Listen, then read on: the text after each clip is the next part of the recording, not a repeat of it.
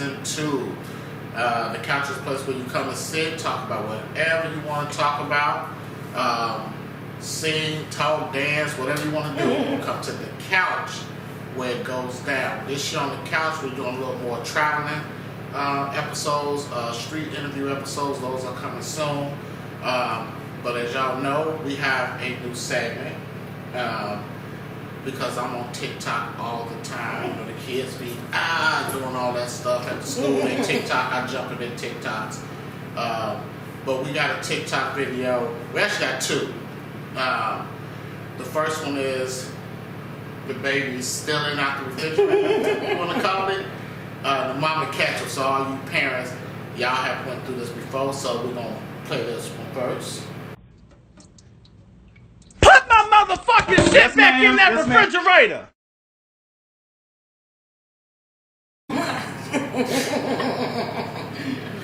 So that was the first. It was real quick, but the kids was in the refrigerator drinking juice, and the mama walked in and called them and yelled, "Get out my refrigerator!" We don't have that problem because Missy don't do that. She can't reach the refrigerator. So, but before we do the next TikTok, we got a special guest. We're going to introduce our guest so she can comment on the next video because the next one is hilarious. I've known this our guest for maybe 15 years, maybe. She was a mentor to my daughter Brianna. She's a model, radio personality, actress. I mean, she got a whole bunch of stuff going on.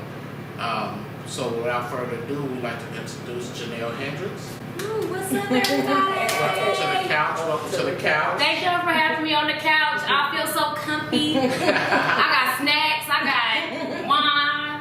I'm sitting back like a fat rat. We was on Janelle's radio show back in May. It's been that long? Yeah, we had just came back from Vegas. Really? Yeah. So we was on there. We had a blast. But you know, we was like, hey, you need to come on the show. You know, so.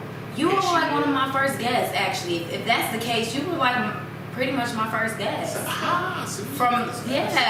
What? Yeah. So thank you. I was like, man, it's been that long. I'm thinking it was just like August. It felt like it was August, right? But it was May. Wow. We had just got back from Vegas that Monday, and then the next week we came.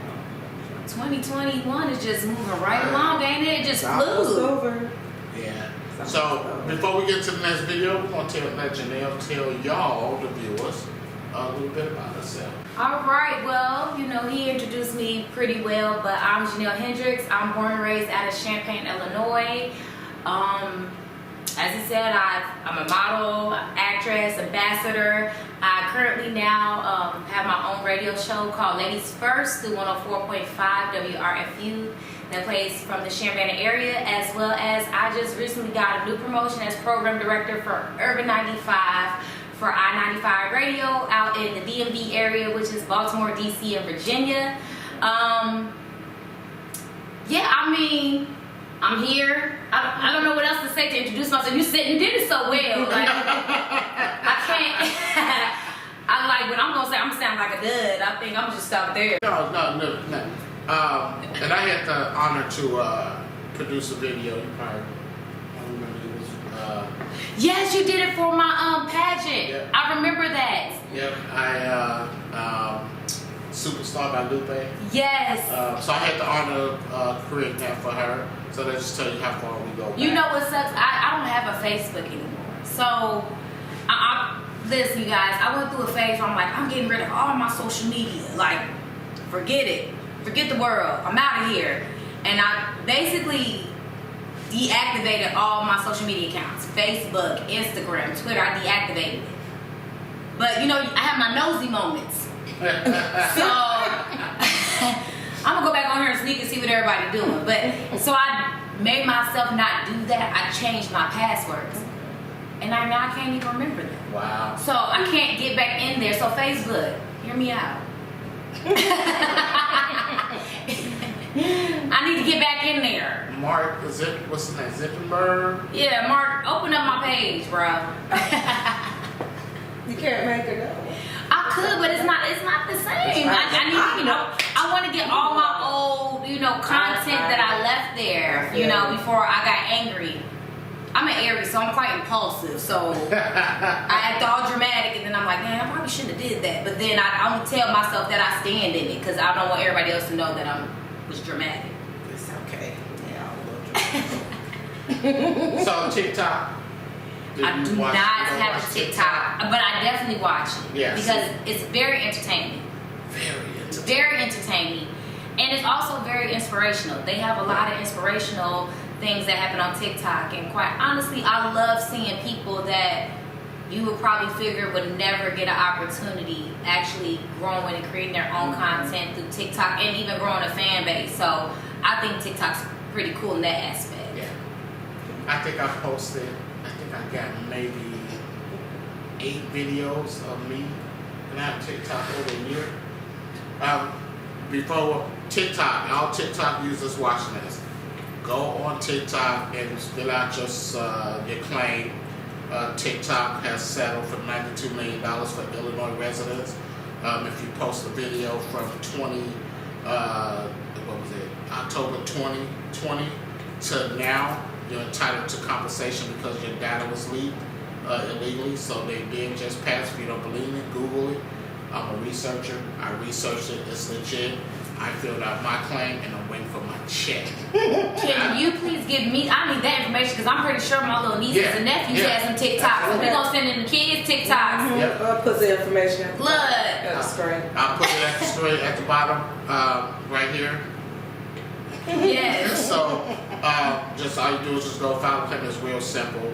Then they give you an option of how you want to receive your payment. You can do it by check, PayPal, or. Do you know how much the payment is? Well, or it's I know they settled for $92 million just for Illinois. So I mean, it could be $100, but hey, $100 I don't have to earn. That's true. I take it. Why not? I mean, it may be more because a lot of people don't know about it. So that's why I'm here to educate all our viewers. If you post it on TikTok, and sometimes I think they sent a notification, and sometimes you get notifications you just saw. I don't care what that is, and that's what happened to me. Okay. I just saw it and I didn't pay no attention until I actually went. I said TikTok, I'm settling. So I clicked on it and read it, and then I researched it for like a day and a half, because that's what I do. I research the bone off a chicken. You know what? I feel like there was a settlement with Fortnite from buying the skins. Yeah. So I know I signed up for that, but I know I got a settlement for something. I don't want to make it up, but there was something else too. And I didn't even know it was coming. They just sent the check. Yeah. So you may get your check. I don't know what it's gonna be, but check is a check. Cash out when we settle. So with that, TikTok's very entertaining. Now this one here is a newscast about a young girl having sex with multiple boys in the bathroom. At school? And got caught. Yes, and got caught. But that's not even the funny part. The funny part is the people that they interview. Yes. So let's see if we can get this one rolling, because I think I cried on this one. Never. We're investigating reports of multiple teenagers having sex in a school bathroom during the school day. Girl told deputies it happened at South Fort Myers High on Wednesday morning. I'm Jeff Butera. I'm Christopher Gosong. The incident report says there was one girl inside the bathroom and 25 boys were seen going in and out of that bathroom. Parents stunned. Oh, that girl been doing that ever since middle school. Like, I guess it got out of hand when the teachers found out. Been doing that in their family. Her mama did it. Her grandma did it. My grandma even know about it. What's the white girl name? Jessica? White Horse. Yes, Jessica White Horse. Nasty. They all get caught fucking in classroom. All of them. That is one low-down, trifling ass family. Way back in the day, her great-great-grandma is the reason Rosa Parks sat in the front of the bus, because she was back there sucking. Investigating reports of multiple teenagers. Never. What?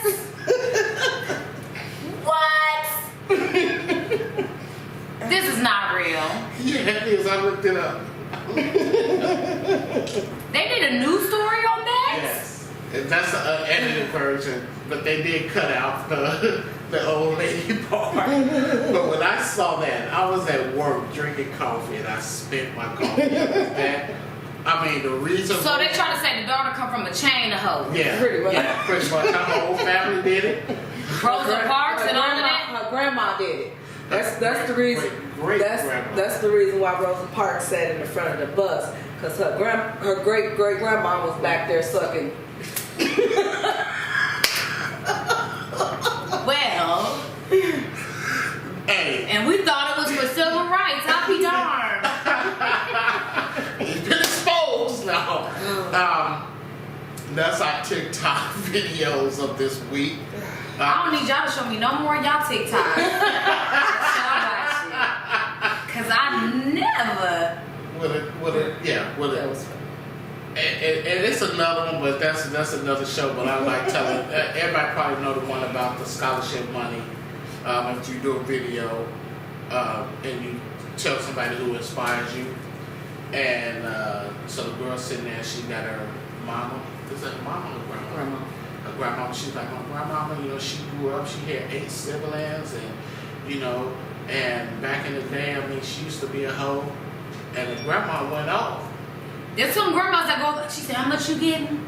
All right. No, she went off, but then There was some of them that went along with it because they thought it was the money. Yeah. A hoe. She's like, I may have sold a little sometime, but I mean, I know back in the day, I may have been a little like, wait a minute, it's like it went totally left.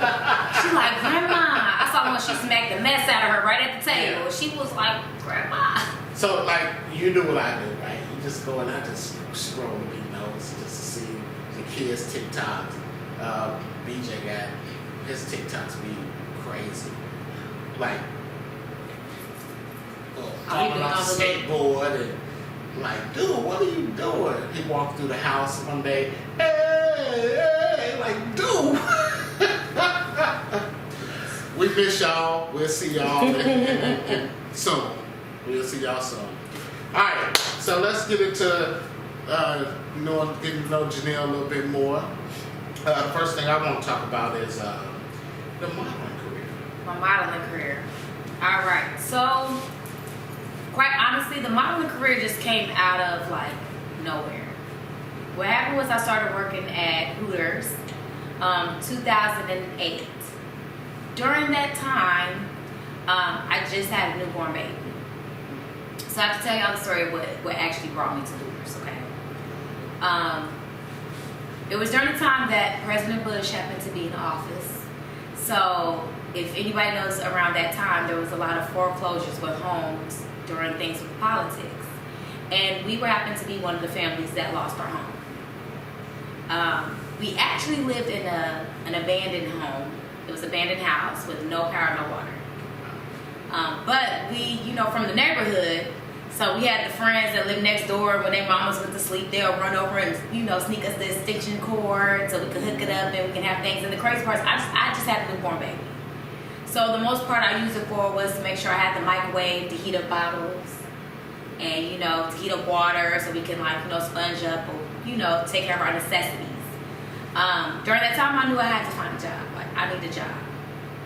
And it was awkward for me only because I was such a tomboy. Like I graduated from Central High School 2004, but I played basketball. Like, I was such a tomboy. So the crazy part of stepping out into that that atmosphere was kind of a shock for me. Okay. But no one else will hire me. Nobody hired me. I actually saw a billboard for Hooters, and I was riding with one of my friends, and I was just like, you know what, like. In all my exhaustion, but I kind of like to try to keep a upbeat spirit about stuff. Like I don't want stuff to get me down, and I just seen the billboard, and I was like, you know what? Take me to Hooters. And my friend's like, girl, what? I was like, no, for real. They was like, you're not gonna do that. And I'm always up for a challenge because that's my competitive side. I'm like, oh, now y'all really gonna take me to Hooters. Went in there. I did the interview. I kind of did it like it was a joke. Like, I didn't even take it seriously because I'm just like, you're never going to hire me. I walked in, I seen all these beautiful girls, bodacious and, hair flowing, makeup, just, hey, and that was not my personality at all. And I'm like, oh yeah, they not hiring me. But I went there, smiled, played the part, whatever, and I didn't even walk out. I didn't even get to the car good before I got a call on the cell phone like, hey, can you come back tomorrow? And I was like, for real? Okay, I'll be back.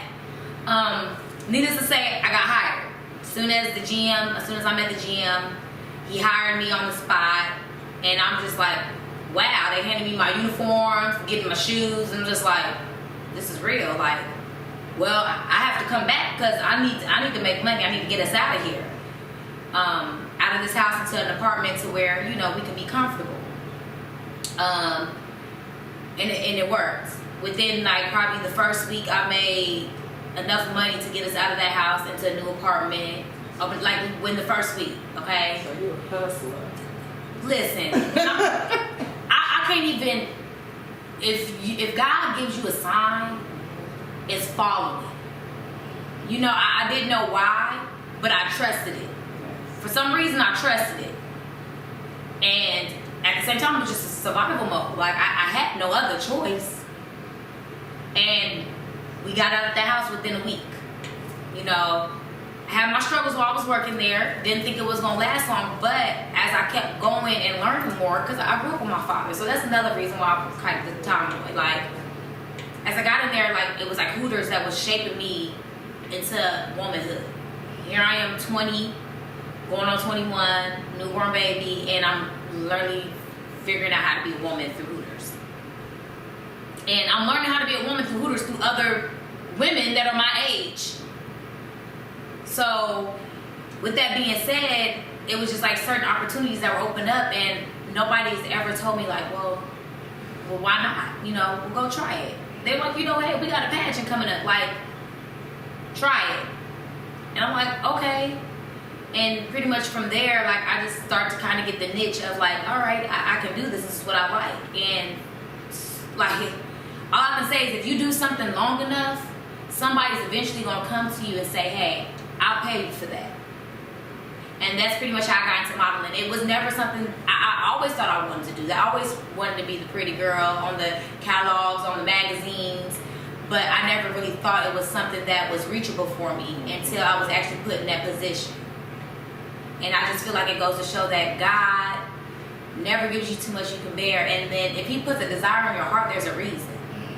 And a lot of stuff that you feel like that was for your bad, that was hurting you, was just only shaping your character and shaping you to have more faith in him. Who would have thought being homeless, having a baby would lead me into Hooters, to modeling, to be an ambassador. That strength, just that survival mode helped me to learn how to have that character to continue to progress no matter what's going on around me. So that's just kind of how it happened. Like, it wasn't an overnight situation. It was a lot of praying, a lot of crying, a lot of feeling like I'm not enough, to where somebody finally was just like, I think you're perfect. And guess what? We're going to take your career further. And that's how that happened. See, people look at like Hooters, right? Mm-hmm. A lot of people do, because I know people individually that look at Hooters as like a strip club. Yeah, absolutely. You know, let me tell you, let me look in this camera. I love Hooters, and I don't go there to look at the Hooters. I went there every Monday for the all-you-can-eat wings. Our wings was good. Somebody said the food wasn't. I said our food. I don't know about the other Hooters, but Champagne Hooters was bomb. You usually had to come between 10 and 4 when Jose was there. Yeah. He was the one that was gonna cook your food the way you wanted it. I don't think I have ever ordered anything else but wings. We have a friend. It must have been good. We have a friend. They in Chicago. It's what, 2 hours away from us. And they used to come down here to go to Hooters. It was our Hooters. Yeah, our Hooters was so good. So when Hooters closed, he made sure him and his girl came down for the, the final. I wonder if I was in there when they were in there. I had to come No. back. They made me come. Well, I didn't have to, but I did. I still got like posters and stuff up there, so I had posters to was come. up there. And the inspiration part about that is, like, you're being able to go in there and see your face on calendars and posters and You know, you go to YouTube and see photo shoots in the Bahamas, like working at Hooters and being an ambassador. Y'all, I hope y'all didn't invest what you said an ambassador, that you was able to see travel, like do things that you probably was like, I ain't never be able to do that. They told me I would never be able to do that. See, and look. Don't get me wrong, they told me I could always go for it, but it was always don't get your hopes up though. You know, go ahead and try it, but you know, don't expect too much. And I'm just like, oh, y'all done thought wrong. If I'm gonna show up, I'm gonna show out. Yeah. So Okay. and it wasn't even about the pretty part. It's just, you have to know what you're good at. Mm-hmm. I know this business was a business pretty much catered to blonde hair, blue eyed women. But I had to look at myself. I was like, okay, what makes you stand out, Jenell? And when I took a look and I looked at the stage, I said, none of them can walk like me, so guess what I'm finna do? Hey. I'm about to tear this stage up, and they're going to, if anything, if you don't choose me, you're going to have to remember me. And that's just how it went. Like, you had no choice but to remember me. Like, every time y'all see me, I left y'all with a piece of me, whether that was a smile, whether that was my walk, whether that was my laugh, whether that said something nice. You know, and I just think that's just a God-given talent. That's what he wants in us. Like, he wants you to leave as the light of the world. So I have to leave y'all with a little piece of light, something that's going to make you remember me. And if it doesn't do anything but inspire you, then I did my job.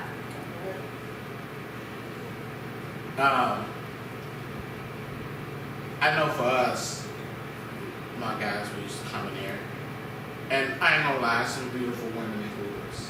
It was. I don't think I've been to any other Hooters but here.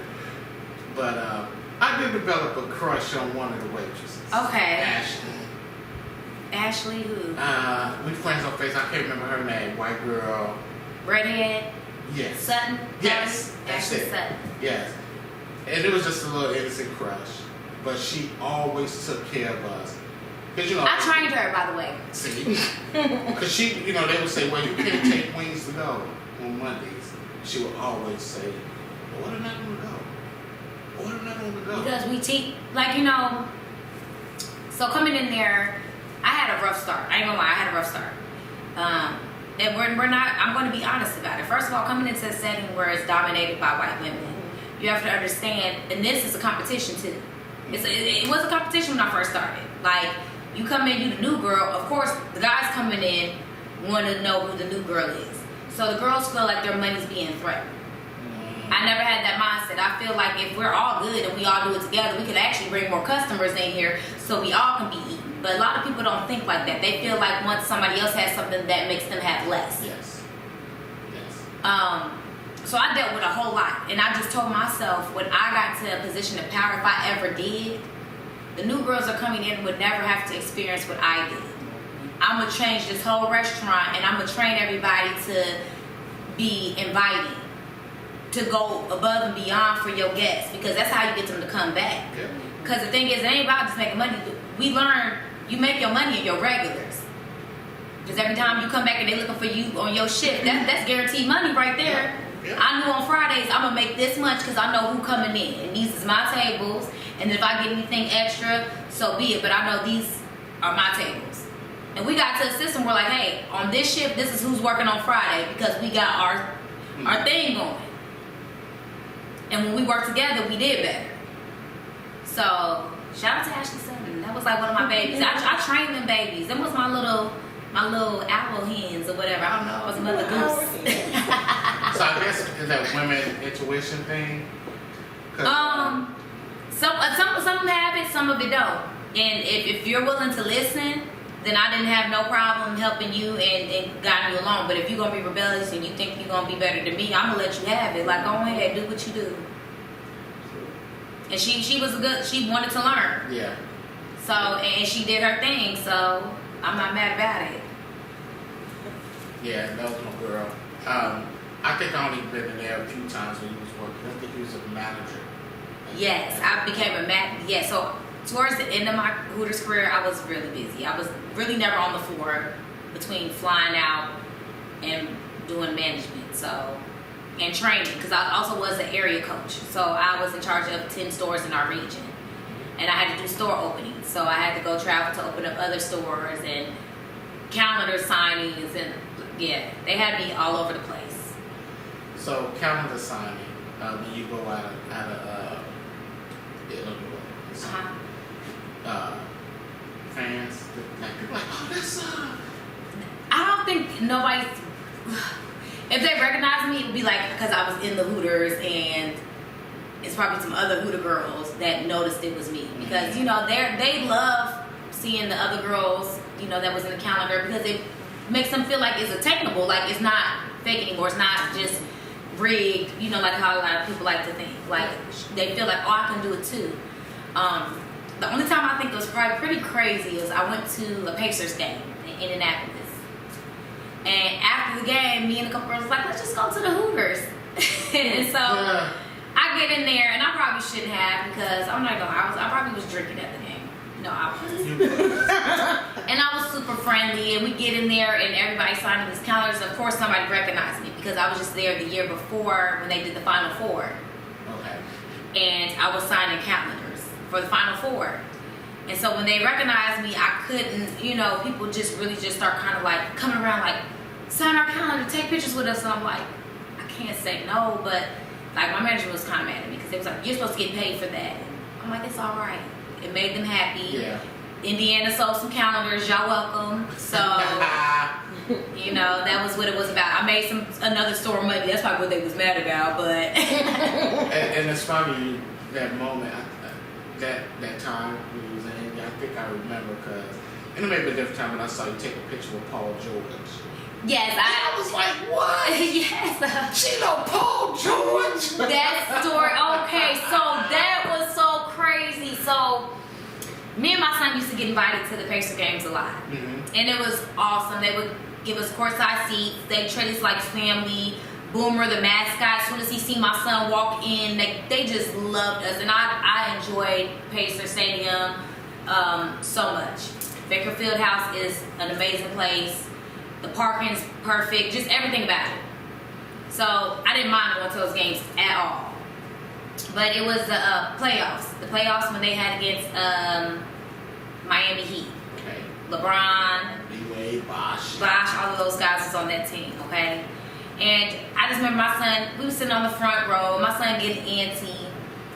One of the PRs noticed, and he was like, you know, like my son, he was not really, I think he liked it, but I don't think, how do I explain it? It was not unnormal to him, like where people like, oh my God, I never been to a game, I'm ready to go to a game. To him, it was just like, all right, I'm here at the basketball game. Y'all gonna let me hold the ball again today? Like, y'all gonna let me shoot the ball? That's kind of how he was. I'm like, you little brat. Like, see all these kids in here, look where you sitting at. But anyway, he would just kind of, you know, like I said, he was antsy.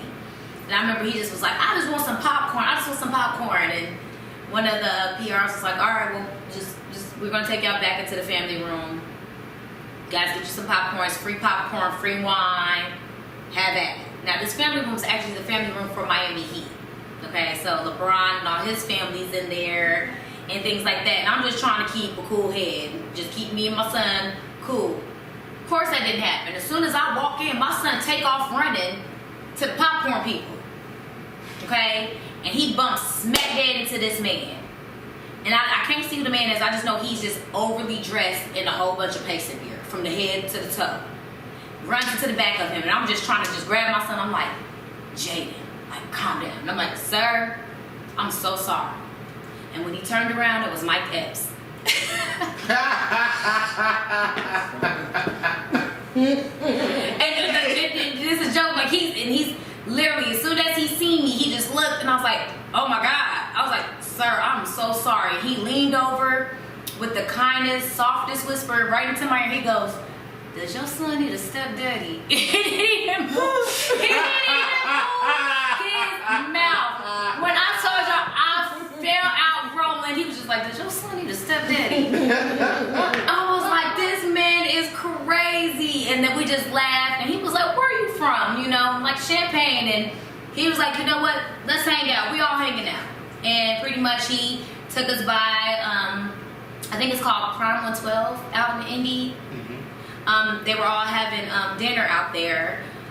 the team, so to speak. And we went out there. Mike Epps, took us as a guest and met Paul George, met the ESPN cast, Sage Steele included. And I know they got Sage Steele. Look, I love Sage Steele, and even though what she said, she was awesome. Yeah. She was very uplifting, positive, and she was just even happy, like, that I was excited to see her. I was like, forget about these men. What's that 70 chart you doing? Girl, And she was shocked, and like honestly, that playoff season was like the best. And they expected me to come. They wanted me to be there, and I just felt like that was an awesome time. So that's how that Paul George story went. It was nothing else. It was just more so, hey, we was networking, out having fun at the Pacer game, and they was winning until they didn't. But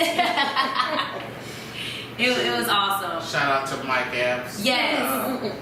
He kept saying, he's like, when I told him from Shaper, he's like, you're from Danville, Illinois. I was like, no, I'm not. So why do you keep saying Danville? He was hilarious.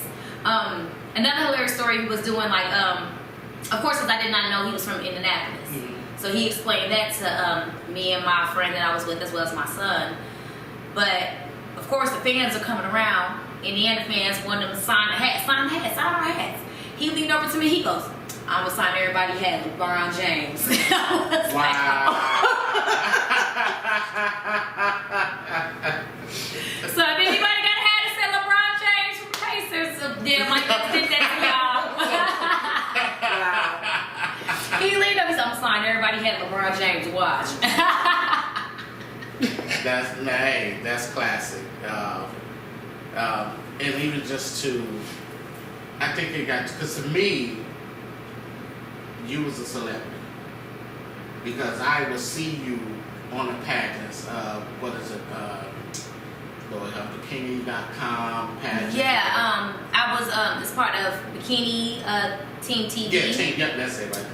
They have I don't know what I want to call it. They pretty much do a production with a group of girls, and they'll take them out and they'll model with different bikinis. So they have a lot of sponsors, and they do a lot of different things. With Bikini Team TV, they invited me out to Jamaica, and I got to participate in Paradise Challenge, where you can shoot with a lot of photographers. So they kind of give you the opportunity to work with a lot of different photographers and get set up with a lot of different agencies, and they pay you for it to be out there. And I had such a good time with those guys. Like, they are so respectful. They made sure I was protected. Like, these group of guys was like unlike no other. Like, I love the guys over at Bikini Team TV. I really do. Did you like Jamaica? Did you smoke some weed out in Jamaica? Yes, I did. How can you not? But I mean, it's not. I'm gonna talk about that later. I mean, this is Illinois. We can talk about it. It's Illinois. Yeah. So with that being said, it's not like here. Yeah. It's not good. So I mean, it is what it is, but it's very Reggie, if y'all know what I mean. Well, regular. We was on the bus on our honeymoon in Jamaica. Just got off flight. Just the guy come up. How many? 4 of us on the bus? A big bus. Probably about 6. 6 of us on a huge 55 passenger bus. And the guy comes and he said, "Need some weed?" And I'm like, "Yeah, no, we're all right." And he said, "I got that ganja." And he gave me the bag. He said, just hold it. Just hold it. That's what he said. So as I'm holding, I could smell it coming through the bag. So I opened it and I was like, ooh.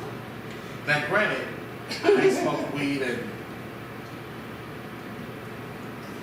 10 years at this point, right? So I'm like, wow. I've never been weed. And I'm like, okay, this is gonna hit us. This is gonna hit us in a pocket because it's 2 ounces. So I said, okay, how much? He was like $80. I said, in Jamaica money? He said, no, in American money. I gave it to him, right? We had so much weed that I gave it away before we left. Wow. But we smoked every night. And Yeah, I mean, I should say I did too, but I felt maybe it's because I do that. So to me, it was just like, nah, it's alright. Well, I didn't get the good stuff then. That's what that was. But maybe that's I didn't we meet up with the real Rastafarians. So So we are going back January 29th through August 4th. And I'm going to be high every day. Wait a minute, you saying from January to August? Yeah, no, July. I was about to say, Look, whoa. You living out I there. think it's July 29th. So we all going out doing a big family friends trip. That's fun. So if you want to go, Yeah, I might have to like link up with Jamaica again. I still have my passport, so I need to get back out there. we talking about realistic back home. So from the modeling, you went into Acting. I did. And I'm gonna let Shay talk about because she's an Empire. Do you like Empire? Yeah. Terrence Howard is her. Okay. It's my TV husband. That's her. Okay. TV. I claimed you. Well, I would say I would love you to know that if you love Terrence Howard on television, his personality is pretty much that. I would say his personality reminds me very much of how he was on Best Man. That's why she fell in love with him. Best Man and Hustle and Flow. Hustle and Flow. He's very intriguing.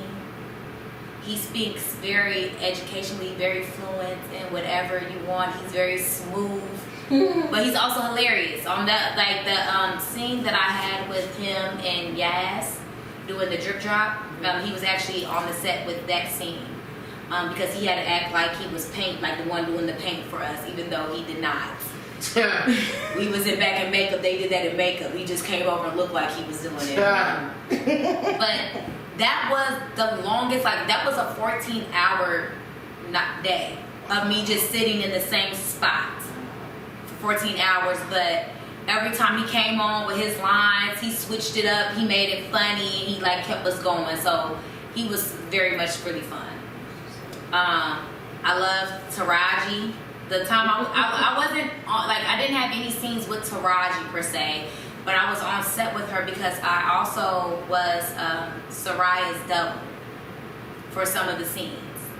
So I had to pretty much be at certain scenes that she was on just in case I needed to step in for her. Which that story was crazy.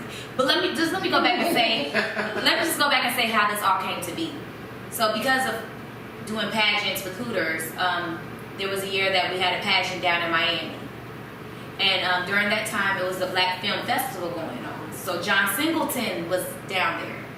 And from me working with photographers out of Chicago, Falah Shabazz, he was one of the first photographers that asked me, like, hey, I want to work with you. He was actually really good friends with John Singleton. And so it happens after I did this photo shoot, I guess he was showing John Singleton. They were just going through his work or whatnot, and John Singleton was just like, who's that girl? I want to meet her.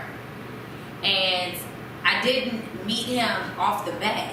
When I got to the pageant and heard that the Black Film Festival was out there, he, requested, like, let's find a way to link up.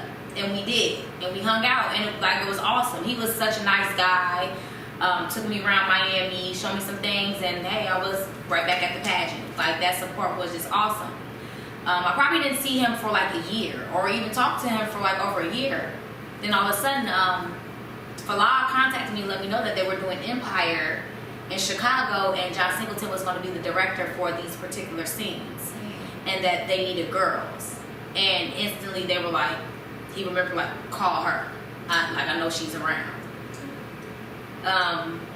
So it happens, I got the part, but then I remember on my way out, I went to the casting call, not the casting call, like the dress rehearsal pretty much. They want to dress you, I was just getting dressed for the drip drop scene. But on my way out, they called me right then and there, like, hey, like, do you mind coming back? We have something else for you. From there, they added that I be Sanaya's double. Soraya's her name, I believe. Her double, I can't remember what her show name was. Tiana? Is it Tatiana? You would know. Tiana? I believe Tiana. Okay. You have to skim that, like, I haven't seen that series in so long. I haven't seen it here lately. Oh my gosh. I think it was Tiana. Yeah. But she had some scenes because she was supposed to be bisexual in the first season. And I just think, she may have been uncomfortable with some of those scenes, and I was just like, whatever, like, I'm here. I mean, you know, it's acting, but at the same time, she was quite young, so I can understand the sentiments.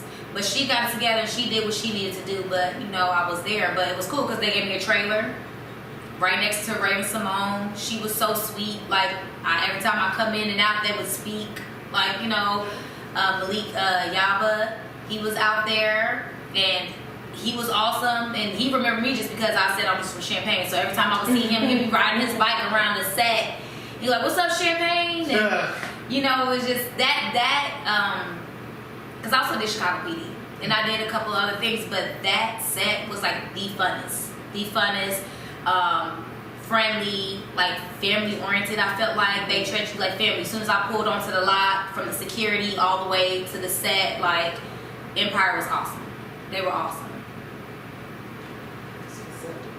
You got any questions about Terrence? He was nice. He's married. He's very married, from what I believe. I feel like I know. But he was a nice guy and he was respectable. You know, I can't say anymore. So this is why I think she married me, right? Because you know, when you see a movie and you with your crew, you're like, yeah, that's me in the movie, and that's you. So the best man, I was Terrence Howard. That's who we say I was. Okay, that makes sense. So then, look, you got your Terrence Howard. There you go. I just can't play the guitar. And I can't sing, but I can rap. But I feel that because I feel like growing up, I was supposed to be like Sanaa Lathan and Omar Epps and loving basketball, and I was like, where is my Omar Epps? So, it is what it is, but that's that. And then you did Chicago PD. I did Chicago PD. I did Chicago PD before I did Empire. Empire, okay. So it was Chicago PD, then Empire. See, got that job from a guy that came into Hooters, and he told me that he directed, and I didn't believe him. Yeah. And he basically got me that gig through. There's a stunt guy that does all the stunts for all of the action movies like Batman, Superman, and they pretty much got me on Chicago PD, and they pretty much signed me up as a black stunts woman, which they don't really have a lot of those in Hollywood. So I got to be a part of that and be a part of SAGA, so that way I can be an official like actress. They would sign me in for that and give royalty checks. Hey, about those checks. And I'm a behind the scenes guy. Behind the camera man. Behind the camera scenes. So I went to school Full Sail. Okay. In Florida to be a movie director, producer. I actually got hired at WCIA to produce a nice segment, and I was excited, fresh out of college. Yeah. But they was like, "Oh, well, we're gonna pay you $11 an hour." And as I look back on it, I should have took it. But at that time, I had 3 kids. I had to provide. $11 wasn't gonna do it with me leaving a job I'm making $55,000. Right. So, but I'm buying my time. Once you retire from Beauty Quest, then this field is definitely a struggle. It is. It's a lot of broke moments, but like I said, it will pay off. It'll pay off. You got to keep pushing it, and sometimes you just have to go through that stretch. Yeah. When you go through that stretch, you'll know what you're worthy of. You know how to appreciate stuff more when you get it. Because the thing is, everybody can get to the top of the mountain. It's about staying up there. Yeah. So. And I got a good support system, even with the show. Because I don't do much. I just support. I'm supporting my man. She got something on. Ain't nothing wrong with that. I feel like that's a lot. But I was sitting down here one day. We had the Christmas tree out. I was watching a football game, and I took a picture. And I looked at the picture, and I was like, that would be a wonderful talk show set. So I showed her a picture. I said, man, we should do a talk show. And instantly she said, okay. And I was shocked because I was expecting her to say, Mr. West, I don't know. He talked about he behind the camera. If anybody on my social media, they know I don't post nothing. I don't really. Well, what you call it when you go look on social media? She's a And like me growing up, I was always in the forefront, singing, dancing, all that. Now I try to be more laid back. If it comes to it, I'll still twerk something up. I know that's right. But anyway. Twerk. This woman here, y'all people didn't know. It's not about me, it's about her. No. She twerks in a sleep. No, let's talk about this. She twerks. Talk about the twerk. So, we talked about this on another show, the last show we did, that she danced for me our first date. Okay. Like, and twerked. And I have never, seen twerking live. Stop it. You Change your life, huh? Up close, where I can touch. Of course you go to strip club. You can't touch them, but where I can, I was like, wow. So, I had this joke with her that she'd twerk to the Love Boat theme song. Any music, she twerked. The Love Boat. And I love it because all it is her being herself. Mm-hmm. Like, she don't care. We in Jamaica, we kick everybody off the floor. Now, people that know me, I was a New Edition dancer, If It Isn't Love, but I couldn't step. And people are surprised by that because I'm from Chicago. What, you can't step? But while everybody was out stepping, we was house partying. We was going to the house party, bumping and grinding. I asked somebody, I said, okay, we from Chicago, you step. I said, but can you footwork though? Right, that's what I'm saying, right? That's what I can footwork. Right, so I wasn't into the stepping, I was into the house parties, and I was a little criminal. I was to sell drugs. Oh, okay. So that's what my... Gangbanger. Well, see, I didn't gangbang, I was in the gang, but it was about the money for me. Okay. I just want to make money. But of course, you gangbang by association. Right, if you go down to it, if somebody coming for you, you gotta do what you gotta do. Yeah, so I didn't really step to her. And we go to... Oh, so I see what you mean, because that was too soft for you. Yeah. Got it. Yeah. I caught up. I'm like, why you ain't stepping? No, because, that wasn't your thing. Stepping ain't soft. It's so nice. It's not. So we go to where did we go? Did we go to the boat? Or did we go to the steps? We went somewhere where she pulled me on the floor. And she... Where were we at? I think we was on a little dinner cruise. No, we was at the stepping show. I don't think I remember. Yeah, that was fine. Okay, all right, good. You got to edit that. Yeah. I wanted to say something. That was always set on safety mode. Okay. So we just go, that's just for your introduction. Oh, okay. Good. So, yeah. Good. But we was at somewhere. We probably was on the boat. And she's stepping and I'm like, oh shit. Or we're at Willie Brown. Willie Brown. Stepping. And everybody around stepping, I felt really stupid. Because I'm like, she embarrassing me. She wasn't trying. So I put in my head, okay. And I'm like, that's a challenge. You won't challenge me. Stepping is so easy. That's just the fun. It is. But not with her. Not with her. She extra. Which is fine. That's her. Yeah, you extra on the floor. So what I did, Jenell, at work, I had my second job, I would step with the garbage can area. Just, the garbage man leaving, the garbage spinning around. So we had went, and my brother-in-law, shout out Irvin, he would talk about, how you don't try to step when you're from Chicago? So I had a point to prove. So we had went to, this one went to the boat. And went to the boat, and I was getting it in my head, I was getting it. I think I was. In my mind, I was getting it. I walked off the floor, Irvin said, oh, you must have been practicing. So now, so we're in Jamaica. We get on the floor, we doing our thing. When you're drunk, you really think you're clowning. And so we kicked everybody off the floor. Everybody got off the floor and started watching us. Literally. So people's taking video, and so, clap. When we came back the next night, they said, "Oh, it's the dancers. It's the dancers. It's the dancers. Get them on the floor. It's the dancers." Guys, I had a night like that like a couple weeks ago. That's so bad. I went to Neil Street Blues, and let me just put that out there. I didn't even drink that much. I just put it in my head. COVID been happening all this year. Everything's been really shut down. There's no clubs really open. People not really being around each other, and so Neil Street Blues had opened up. Was it last Friday, I believe? They did a party there. Yeah, for Thanksgiving. Yeah. Black Friday. Black Friday. Yeah. Black Friday, they had a party.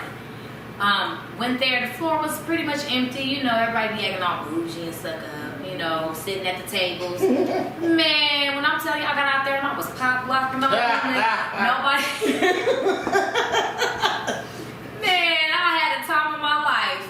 Next thing I know, I went to the Parade of Lights the next day. Somebody in the parade like, "Hey, that was the girl that was dancing last night." I'm like, excuse me. Get me out of here. Like, hey, why you in the parade? Like, pay attention. Why you looking at all this? Right. He was in the parade holding the Shut your mouth. Holding the float up like, "Hey, y'all, that's the girl that was dancing." I'm standing with my kids like, "Oh." So you were there too, huh? Right, I was like there too. So embarrassing, all the kids looking around like, "How is she dancing?" Didn't like that. Hey, that's her. I just wanted to explain. I was like, "Listen, everybody, listen up. Let me explain." I had a good time. That's all that matters. And that's one thing that I love, and I love about you is that you yourself, right? When we came to the radio station, you was yourself. You know, of course, you on air, you know, you doing what you about. When you're not on air, you're you, right? You come in here, you're you. That's what we like. Like, I'm the type of person where, and once again, I would say no shade, but I wasn't myself for 16 years. I couldn't act goofy. I couldn't crack jokes. I couldn't take my shirt off and like I did in Jamaica and got on the floor and figure how the hell I'm gonna get back up. But I couldn't do those things because I wasn't comfortable being me. With her, I can be me. And that's so appreciative because I want to be free of who I am. Right. You know, I want to sit and do a talk show. I want to put a rap on Facebook if I want to. I want to jump out of a plane, which I ain't going to do. But I'm just saying, I can do these things without being judged by my wife. No, I understand that same sentiment because I went through that phase too. No, so it happens, I went through that phase kind of in between the like fame stage. Mm-hmm. I would like to say that when people look back at my pictures or they're like, "Oh, she was modeling, she was Empire, she was doing stuff." Like, if anybody, like, if I can be candid, that was probably like, I was really sad during that time. I was really sad. And I couldn't express how I really felt about things because everybody wanted me to be like this happy person that they see or who they portray me to be in their mind. Mm-hmm. That's the struggle with fame. When people have a perception of you in their mind, that's what they feel that they need all the time. They don't care if you're having a bad day. They don't care if you was broke. They don't care if you lost somebody in your life. And it was even like that with the people that was around me. And I had to remind them, like, y'all, like, I'm still Jenell. Like, I'm still Jenell. Like, don't let this stuff confuse you. Y'all know why I'm doing this. This is actually a hobby. This is what I need to do to help take care of me and my son. And I don't have the degree right now. I don't have certain things that's going to propel me the way I need to. So this is just going to give me, you know, the extra, you know, I don't know what I say, the extra oomph that I need just to get to where I want to go until I get there. And I felt like everybody, especially ones around me, lost sight of the goal. They lost sight of the goal. They just saw like, oh, this is the fame, this is it. And they thought it was them. Like, no, but it's me. It's not y'all. It's me, and y'all should just come along with me. But some people don't see stuff like that. It's always a competition. It's always a fight. And that's the part that sucks. So I would say I like to appreciate people like you all that can see the authenticity in me, see that I'm being myself, seeing that like, hey, she's human. Not putting me on a pedestal because that disappoints people. Don't put me on a pedestal, because I'm friendly, I'm not nice. Y'all hear that?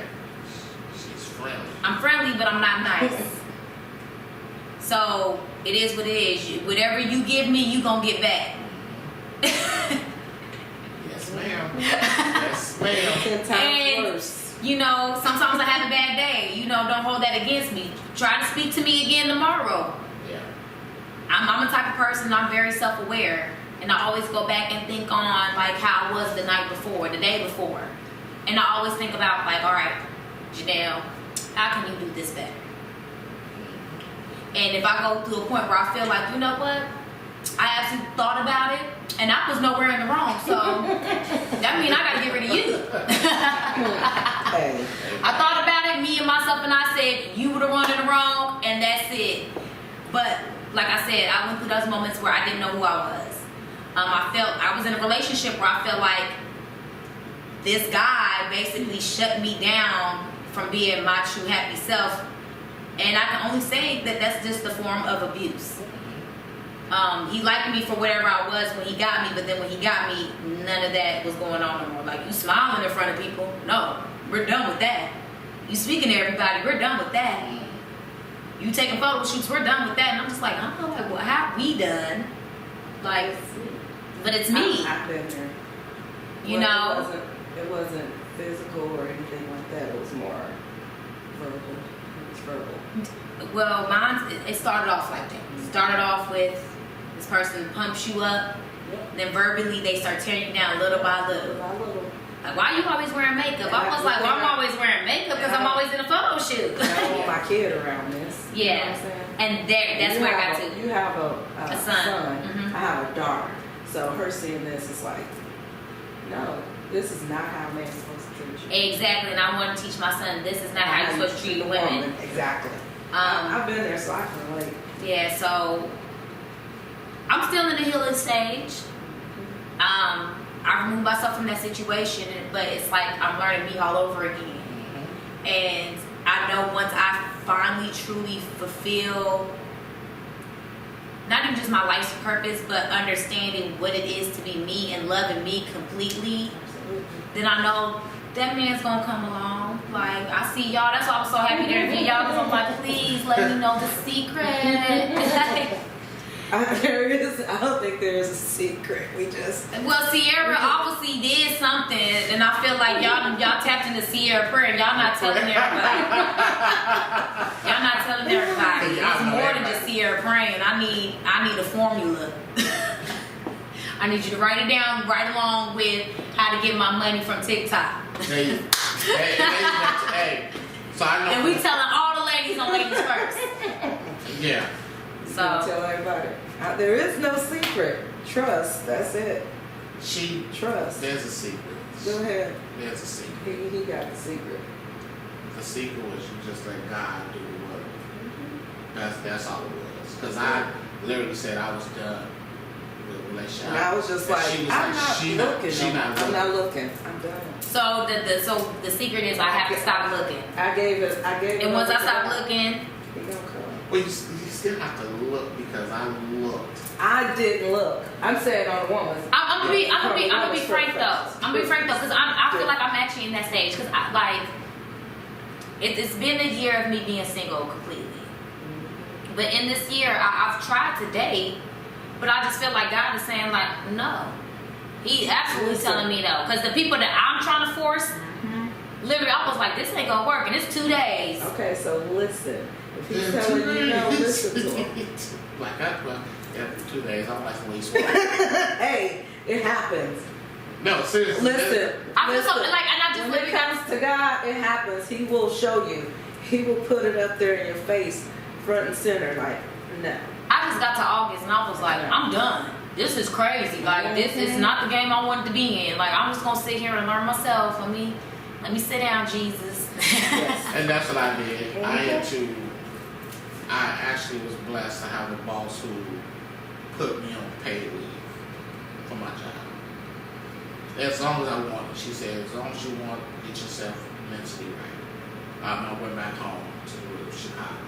And in that 2 months I stayed there. I rediscovered myself and found out like, okay, this is Brian. So one of my best friends, shout out to Ben, he had to say that when I was going through what I was going through, he wanted to tell me if the real Brian was here, he would have smacked the shit out of me. Because he knew that I wasn't that person that was in front of him. Let me tell you, when I decided to leave, that's the conversation I had myself. I was like, now, Jenell, let's check it out. Let's have a talk, homegirl. And I'm standing in the mirror, probably after crying and trying to figure it out. And I'm looking at myself looking at me, and it's just like, I said to myself, let me tell you something. If one of your friends was going through this, what would you tell her? That you stupid. Just like that. Girl, if you don't get your stuff and leave this house, and I never looked back. Because I was worried, like, you know, and that was a part of the abuse. He told me, you just worried about other people. And I was like, no. I'm actually worried about myself, because myself ain't not approving of this. Yeah. Not one bit. Yeah. Myself is ready to fight me. Absolutely. And you. Absolutely. And you. Sure. Yes. So I've been there. And that's like that's good, like that you had that conversation with yourself. Because I had that same conversation. Like, dude, what are you doing? You're like, this is not you. You be West, man.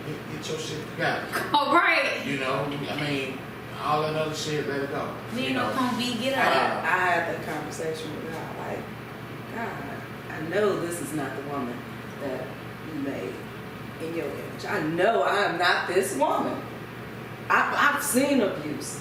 You know, my mama, my sisters. I've seen it, and I've always said, I ain't going through this mess. And then when I saw myself in it, I was like, yo, it's the turn of events something. But it came in a different form. It did, like surprise. Yes, it came in a different form than what I seen, like my mom go through, because it was physical.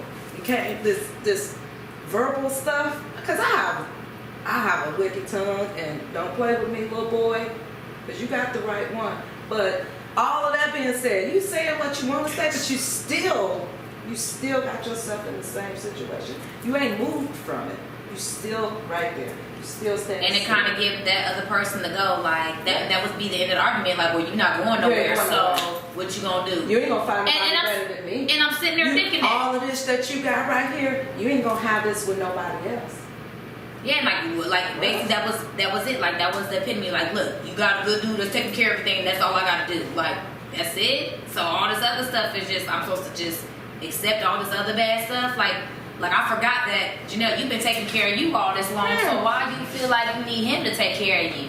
And quite honestly, before I left my dad's house, I'm pretty sure I could find somebody gonna take care of me and do me right. Now, if you don't think so, I don't need you to take care of me. Don't believe me, just watch. I don't need you to take care of me. Just watch. I've been doing it before you got here. So what I need you for? Yeah, the breakdowns. Look, I forgot that I was doing that. What you saying? I'm just saying I've been doing it my whole adult life. What do I need you for? To keep abusing me? No. And I had to remember myself, like, you was in the trap. You was with no water, no power. Like, what you need him for? And I've been there too.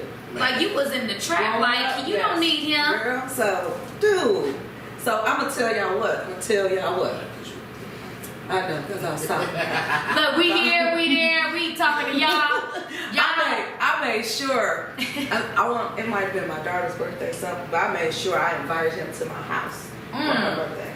I want to let you see, dude, all the stuff that we had, I could get without you, with you, who, whatever. But I was by myself with me and my daughter. I don't need you. So I invited him over. Yeah, come on over. Him and my kid had a relationship. They had a decent relationship. They did. But I refused. I remember her, I'm getting her ready for school, flat iron her hair. You know. She was like, why were you guys arguing? I was like, it wasn't arguing. We were just talking loud. You know how we do. After that, I was like, this is not where I'm supposed to be. Because my kid should not have to witness. Yeah, my son, yeah, he witnessed some bad stuff, and I wish he didn't. Be subject to this. Yeah, and I wish he didn't, because it's just like when we made the move in both of our minds, this was supposed to be better. This was going to give us a situation like you got a 2-parent home now, and it didn't turn out like that. And it was like no matter how hard I tried, it only got worse. And that was my sign. Like God is telling you that you do not need to be here. There's nothing you can do, Jenell. No matter how nice you are, no matter how quiet you are, no matter how much you try to get dressed up and be cute, no matter how much you try to cater to this person, he do not want you there. Once I was at the point of my kid witnessing this, and I would sit in my car after work because I'm like, what mood is he in? That moment. I have to walk in this house, walking on eggshells. So I would sit there to the point where he would come out, what are you doing? There was nights that I just stayed in the car. Sit in the car. I went to the gas station, got me a bottle of wine. I'm like, all right, let me just get myself mentally ready for this because I know he's going to say something that's going to hurt my feelings. It's probably going to start an argument because I don't back down. I have that. I don't either. I have that tongue that'll give you lashing. Yeah, and it's like, bro, like, you the one cheating, so what are we arguing about here? But you're worried about where I'm at. I'm going to tell y'all when I was really, really done. That's when I started going to church faithfully. Yes, ma'am. And I was praying, I was, whew, well, I'm guilty of it. But I was just like, okay, when someone tries to interfere with your relationship with God, that's it. Oh, there's a problem. Forget forget everything else, the verbal stuff, whatever. When somebody tries to interfere with your relationship with God, there's a problem. You know what? What you going to church for? What do you need this for? Why are you doing it? I'm glad you said that. Ooh, Lord. Because I feel like I had that epiphany, like, he's trying to deter me from God. Yes. Yes. And it was like, just like, how somebody can tell you that they love you, but they don't want to see you happy. How can somebody tell you that they love you and, like, the more good that you're trying to put in them, they're rejecting it. Like, I'm like, you have a spirit that's not of God, and he's going to get me away from you, and he's going to keep giving me the warning signs until I do. And there were so many nights, like I can tell y'all, we had like a patio. There were so many nights, I just, like I said, I didn't come in the house. I'm praying to the stars, to the universe, and I think they was telling me, like, you know what you need to do, but I didn't want to. I didn't want to. I don't know, because I felt like I loved him so much. I feel like I put so much effort and energy into him because I just really want him to do better. I really did. And there's a lot of people, I'm loyal to a fault. Because I really, truthfully, when people are in my life and I see that they're struggling with something that I may have struggled with, or I always try to see the good in people. Because the thing is, I know my purpose is somehow, in some way, to bring people to God. And I try not to leave anybody because I'm like, Jesus didn't do us like that. You know, who am I to not forgive when Jesus forgives me all the time? Who am I to hate people because they hate me when Jesus, like, people that hated him killed him, and he still did it for them. He said forgive them because they don't know. But then I said, I'm not Jesus, I'm Jenell. So this is gonna happen. See, on the couch, you learn things, right? Like, they don't have no fury. But, like a woman scorn, you better get out of my way. Well, what I like what you said, and people don't really look at it that way, but when you was doing Empire, you was doing Double Show, you was sad. But see, people didn't see that. Like, so you don't know what somebody's going through. Because I covered up very well. Mm-hmm. You know, I stopped doing it at work. At work, I used to cover it up, and now I cuss out. I don't care. But I used to hide my feelings. Or I was sad and I didn't express it. You know, if I'm feeling some type of way, you know, I felt I didn't have nobody to talk to about it. Well, you or you feel like people was hurt on you. I feel like people use it against you. Absolutely, absolutely. Yeah, absolutely. But now Well, I just read a verse that like really spoke to me. Now, I haven't really read a lot of the Bible, but I find myself, when I'm feeling a certain thing, I go look it up. Like, God, why am I feeling this? Like, how can I combat feeling this?